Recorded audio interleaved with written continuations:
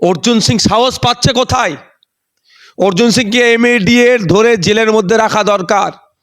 ইতিপূর্বে এই ধরনের সাম্প্রদায়িক কথা একাধিকবার বলেছেন, কিন্তু মমতা ব্যানার্জির পুলিশ ব্যবস্থা গ্রহণ করেনি কেন?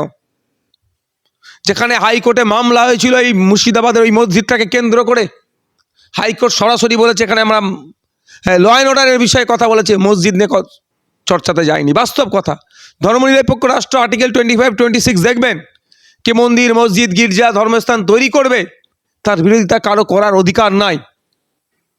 ব্যক্তিগত হুমায়ুন কবির সাহেবের আমার অনেক মত পার্থক্য আছে হুমায়ুন কবির সাহেবের সাথে, কিন্তু অর্জুন সিং মহাশয় যে কথা বলেছেন, চরম সাম্প্রদায়িক কথা বলেছেন, এই কথা থেকে দাঙ্গা হতে পারে, অশান্তি হতে পারে, হিংসা ছড়াতে পারে, অনেক ক্ষয়ক্ষতি হতে পারে।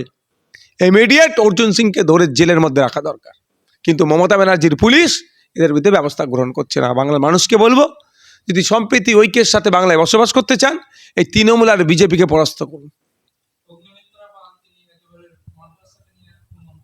অগ্নিমিত্রা পাল মহাশয় জেনেও তিনি না জানার ভান করছেন। মাদ্রাসায় 50% অধিক teacher non Muslim, 18 to 20% students non Muslim. এইবার মাদ্রাসাকে দেখে দেওয়া মানে একটা সংবিধানের একটা পাঠকে, একটা ধারাকে দেখে দেওয়া হচ্ছে। ইনাদের আর কোনো সিলেবাস নাই, সব সিলেবাস ফেলে আর পাস করতে পারে ফেল।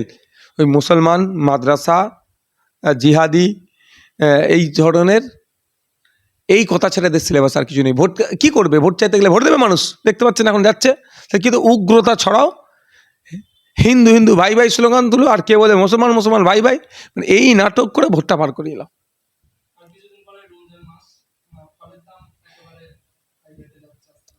আমি তো ওটা বারবার বলি, রমজান মাসে ঘোমটা দিয়ে মাথায় টুপি পরে রোজা না রেখে ইফতার করলে মুসলিম সমাজে উপকৃত হবে না। মুসলিম সমাজে সত্যি যদি ভালো চান, এই রমজান মাসে যেভাবে ফলের দাম বেড়ে যায় অন্য অন্য মাসের তুলনায়, কমান নামটা এ ব্যবস্থাটা গ্রহণ করে। আমি গত বছরও মমতা ব্যানার্জিকে চিঠি করেছিলাম, এবছরও চিঠি করব, কেন এখনই করবো নাই, প্রথম দিনে দেখবো কি দাম হচ্ছে না হচ্ছে, তারপরে। হুমায়ুন কবির উনি সরাসরি জানিয়ে দিয়েছেন যে সিপিএম এবং আইএসএফ এর সঙ্গে উনি জোটে যাচ্ছেন না। তার কারণ সিপিএম এবং আইএসএফ আসন সমঝোতা নিয়ে যে পরিমাণে সিট দাবি করছে সেটা নিয়ে তিনি রাজি নন। তাই আগামী দিনে মিম সহ একাধিক দলকে নিয়ে আগামী 25 তারিখে জোটের জন্য তার নিজস্ব এজেন্ডা বা নিজস্ব প্রার্থী ঘোষণা করতে পারে, রেলামার্কটা দিয়েছেন এবং পরিষ্কার করে দিয়েছেন আইএসএফ বা সিপিএম এর সঙ্গে তিনি জোটে যাচ্ছেন না বা যাবেন না। আমাকে কি প্রশ্ন করছেন? উনি উনার মন্তব্য, আমার প্রশ্ন কি? আমার জন্য প্রশ্নটা কিভাবে দেখছেন উনি যেটা বলেছেন? দেখুন, উনি আগে একবার স্টেজে উঠে বলেছিলেন, যে স্টেজ থেকে বলেছিলেন সিপিএমকে কটা সিট দেবো, আইএসএফকে কটা সিট দেবো, কংগ্রেসকে কটা সিট ছাড়বো। আমি সেই সময় প্রতিক্রিয়া দিয়েছিলাম। আজকের দিনেও বলছি, আমরা সিপিএমের সাথে একটা আলোচনায় আছি, আমরা একটা সিট নির্দিষ্ট একটা সিটের জন্য আলোচনা চলছে, কোন কোন সিটে দাঁড়াবে এই নিয়ে চলছে, এক পর্যায়ে আছে। বাকি কে কোথায় থাকবে, কার সাথে যাবে না যাবে, সেটাকে আমি তো জোর করে আটকে রাখতে পারি না। তবে একটা কথা আমাদের এ রাখা দরকার, যে বিজেপি তৃণমূলের বিরুদ্ধে ভোট না ভাগ হয়ে যায়, এটা আমাদের মাথায় রাখতে হবে।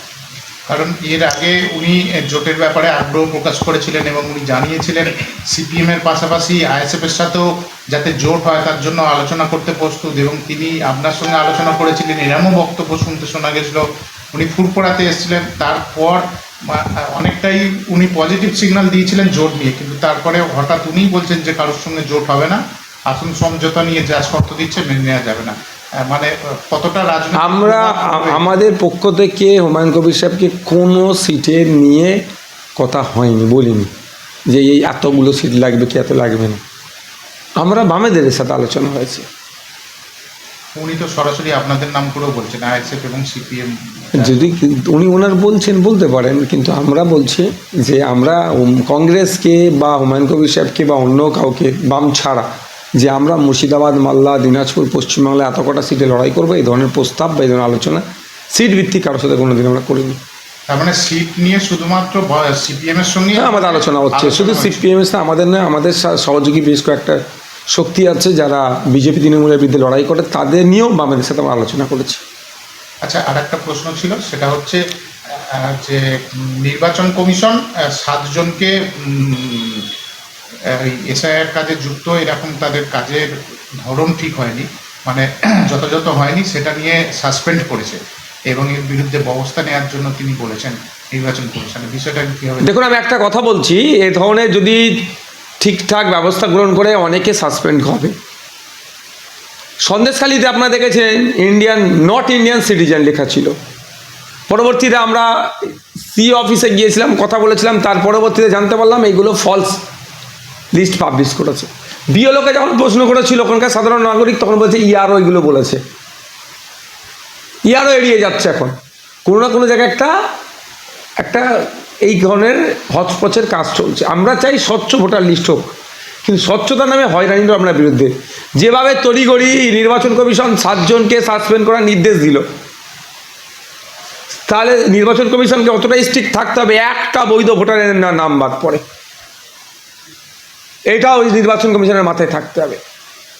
আমরা ডে ওয়ান থেকে বলে আসছি, প্রয়োজনে নির্বাচন কমিশনকে সহযোগিতা করব, কিন্তু স্বচ্ছতার নামে কোনো রকমভাবে ছেড়খাড়, মানুষকে হয়রানি, অবৈধ পন্থা অবলম্বন করে নাম বাদ দেওয়া, বাদ তো দিতে পারবে না, মানে কি তাকে হ্যারাসমেন্ট করা, এটাও কিন্তু আমরা মেনে নেব না।